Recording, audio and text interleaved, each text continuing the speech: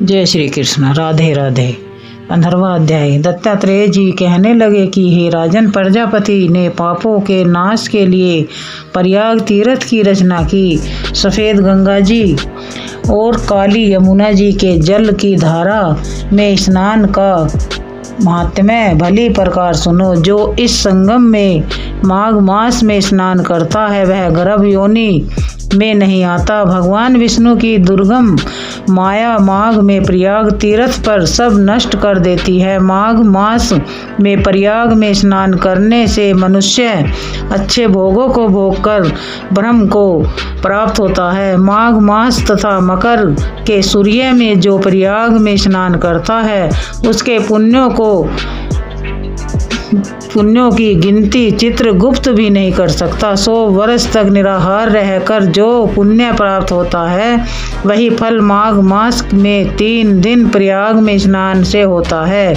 जो फल 100 वर्ष तक योगाभ्यास करने से मिलता है, जैसे सर्प पुरानी कांचली को छोड़कर नया रूप ग्रहण कर लेता है, वैसे ही माघ मास में स्नान करने से मनुष्य पापों को छोड़कर स्वर्ग को प्राप्त होता है। परंतु गंगा यमुना के संगम में स्नान करने से हजारों गुना फल मिलता है। हे राजन, जिसको अमृत कहते हैं वह यह त्रिवेणी ही है।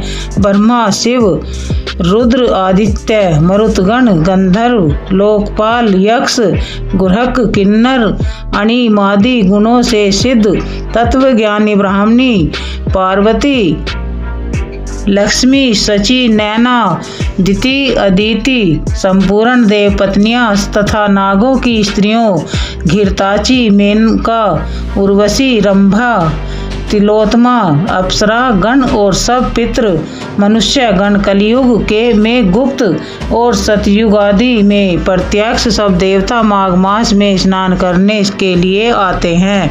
इन दिनों माघ मास में प्रयाग में स्नान करने से जो फल मिलता है वह ईश्वर की ही कह सकता है। मनुष्य में कहने की शक्ति नहीं है। हजारों अश्वमेघ यज्ञ करने से भी यह फल प्राप्त नहीं होता। पूर्व समय में कांचन मालिनी ने इस स्नान का फल राक्षस को दिया था और इससे वह पापी मुक्त हो गया था। बोले श्री कृष्ण भगवान की जय। राधा रानी।